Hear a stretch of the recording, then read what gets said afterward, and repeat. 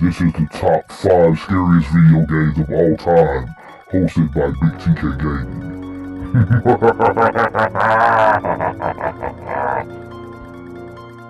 Number 1. No, don't come any closer. The first game on the list is Clock Tower. Clock Tower is a survival horror point-and-click adventure game developed by Human Entertainment and was released for the PlayStation 1 in 1996. Unfortunately, we weren't able to get the first installment of Clock Tower that was actually released for the Super Famicom only in Japan. But I feel like this is actually the better version, the Clock Tower 2 PlayStation 1. This game used to freak me out as a kid. Just imagine a 10-year-old playing a game with the lights out where you walk around and you try to escape the dreadful Scissor Man. This guy can literally pop up anywhere, everywhere, at any time. And the cool thing about this game, I feel like it was before its time. The critics at the time gave this game such a bad grade. I just feel like this game did not deserve what it got back then. But I guess because it came out around the time where you had, your established classics like Resident Evil 1 and Resident Evil 2, it kind of was hard to hold a candle to those games because it just had a slower pace with the point and click mechanic, which kind of added to the atmosphere of the game. It kind of made it hard, for you to defend yourself because you really couldn't. The only thing you could really do is actually run away and hide from the Scissor Man. Occasionally you can pick up a weapon here and there to actually defend yourself, but unfortunately you can only use that weapon at one time. Once you use it, that's it. You just got to run from the Scissor Man. Other cool thing about this game, different decisions that you made in the game actually can change the outcome of how you play. Say, for instance, if you come to an item or if you find an item early in the game, that actually might help you save somebody in the game. So that's pretty cool. The other cool thing is sometimes you might choose a place to hide and it actually might work, but guess what? Sometimes it don't. Sometimes you might hide and Scissor Man might get your ass. I used to love this game. It used to creep me the hell out. Number 2. Why do they always have to kill in such maggot-infested dumps? Becca found the body on patrol.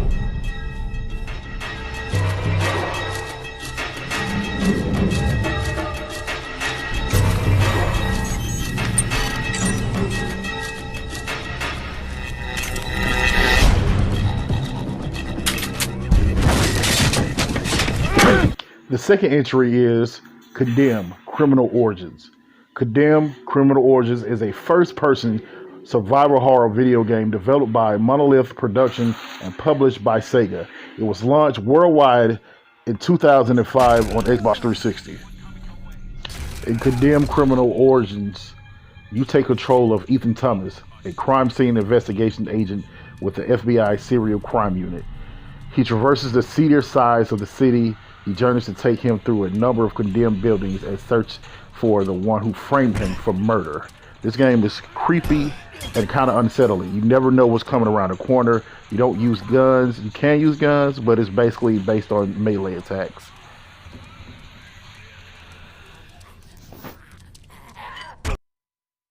Number 3. I don't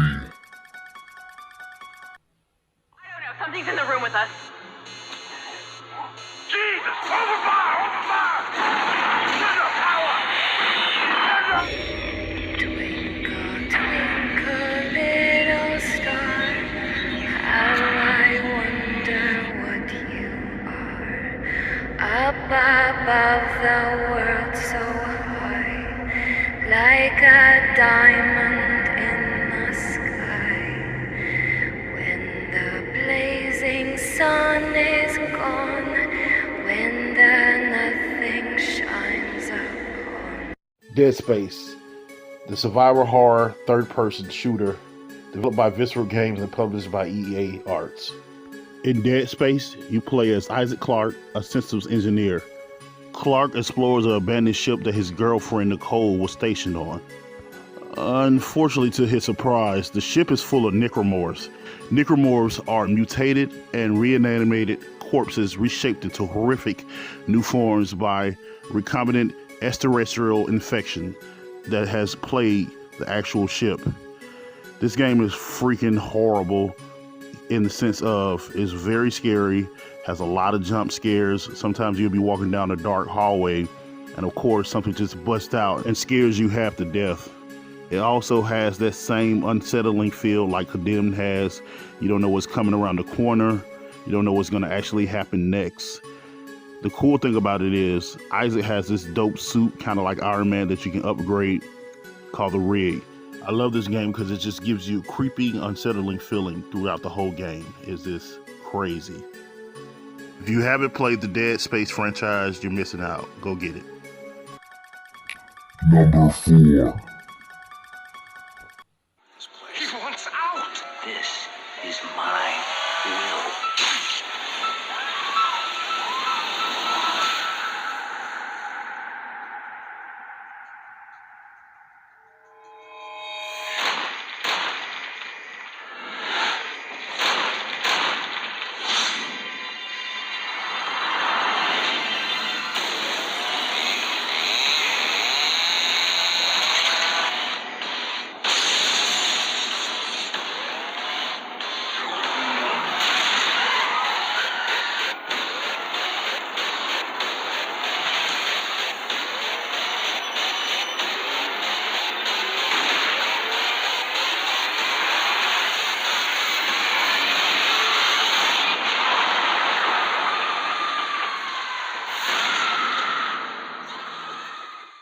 The Evil Within is a third-person survival horror video game developed by Tango Gameworks and published by Bethesda Softworks.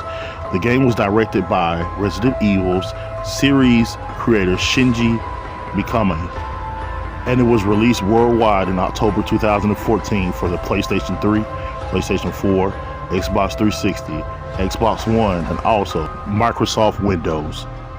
While investigating the scene of a gruesome mass murder at Beacon Mental Hospital, Crimson City Police Detective Sebastian Castellanos find himself along with his partners thrown into an unreal world after hearing hype noise shortly after this occurs. Sebastian separated from his partners and forced to flee from monstrous, creepy ghouls, zombie kind of like characters, and just fiends with huge chainsaws. The gameplay definitely has a Resident Evil 4 over-the-shoulder type mechanic to it, and that's actually what I like about it. The other cool thing is you have to actually make sure that you kill the enemies in this game because they actually can resurrect. So there's a mechanic where you can actually light a match and set them on fire just to make sure they're dead. There's going to be times where you just can't go in guns a-blazing or doing melee attacks. You actually are limited on some of your weapons and ammo, so you have to do a little stealth. Also, this game has plenty of booby traps for you to try to avoid. If you haven't played Evil Within, I suggest you go get it right now. Number 5. You don't know what you're up against. I have a pretty damn good idea. Claire, get out. Get out now!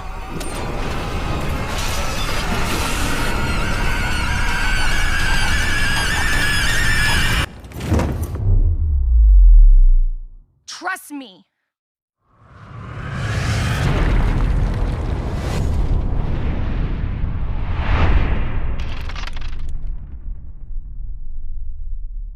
To the Resident Evil 2 remake.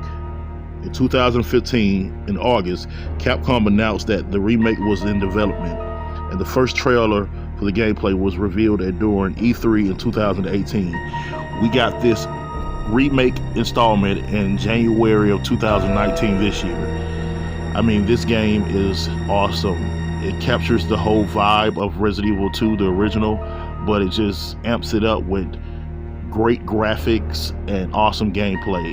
You're no longer playing with the tank controls that you did play in the previous game.